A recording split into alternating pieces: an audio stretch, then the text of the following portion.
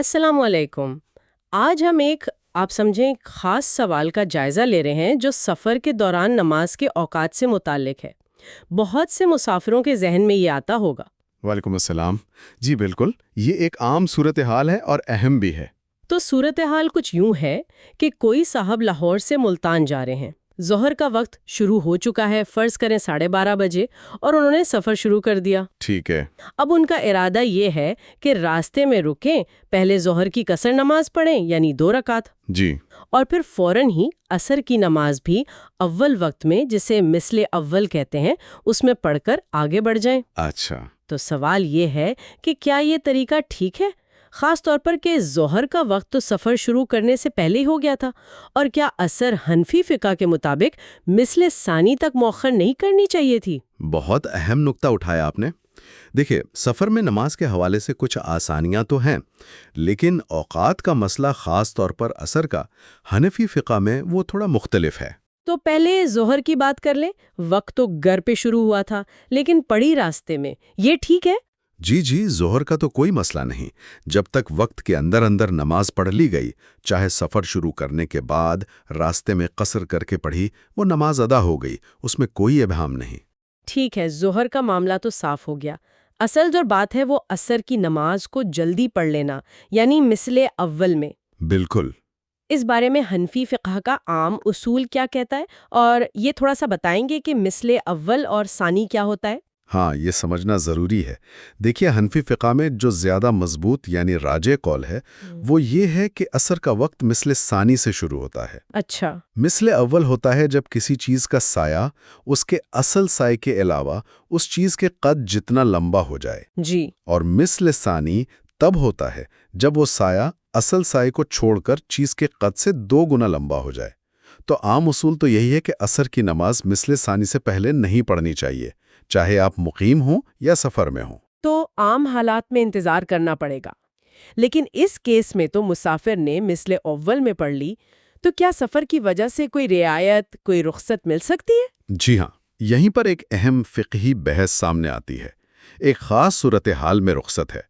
یہ امام ابو یوسف اور امام محمد رحمہم اللہ، جنہیں صاحبین کہا جاتا ہے، ان کے قول پر مبنی ہے۔ اچھا، وہ کیا کہتے ہیں؟ وہ فرماتے ہیں کہ اگر مسافر کو مثل ثانی سے پہلے ہی نکلنا ہے، اور یہ مطلب حقیقی قوی اندیشہ ہو کہ اگر ابھی نماز نہ پڑھی تو آگے جا کر موقع نہیں ملے گا، یعنی نماز قضا ہو جائے گی؟ بالکل، یا تو راستے میں پڑھنا ممکن نہ ہو یا منزل تک پہنچتے پہنچتے عصر کا وقت ہی ختم ہو جائے۔ ایسی ایک آپ سمجھے مجبوری کی حالت میں تو پھر صاحبین کے نزدیک مثل اول کا وقت ہونے کے بعد عصر پڑھنے کی گنجائش ہے۔ اچھا، تو یہ گنجائش صرف تب ہے جب واقعی نماز کے چھوٹ جانے کا خطرہ ہو، صرف آسانی کے لیے نہیں۔ بالکل درست، صرف حقیقی مجبوری اور قوی اندیشہ، یہ کوئی عام رعایت نہیں ہے، یہ بس اس لیے کہ نماز جیسی اہم عبادت قضا نہ ہو۔ صحیح۔ یہ بات واضح ہونی چاہیے۔ جی۔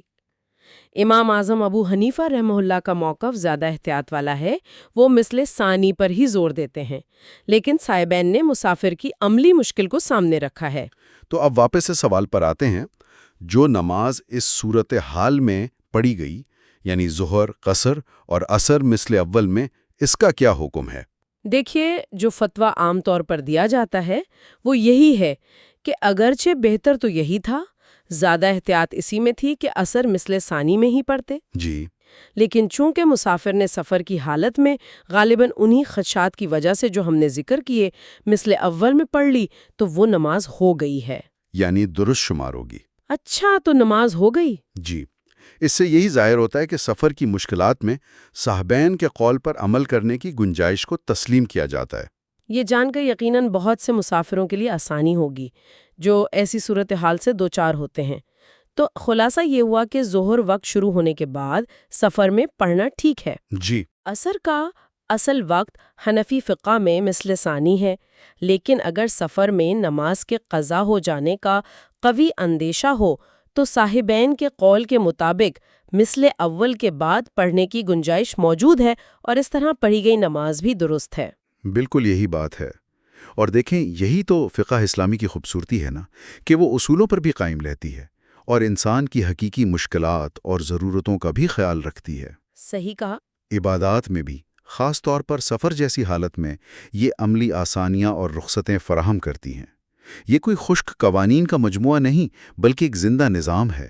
یہ واقعی ایک اہم پہلو ہے، اصول اور رخصت میں توازن۔ بالکل، اور یہ ہمیں سوچنے پر بھی مجبور کرتا ہے کہ یہ رخصتیں شریعت کے بڑے مقاصد جیسے دین میں آسانی پیدا کرنا، مشقت کو دور کرنا، ان کی عکاسی کیسے کرتی ہیں۔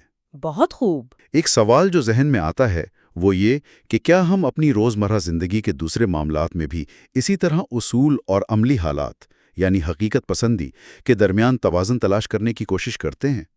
یہ ایک غور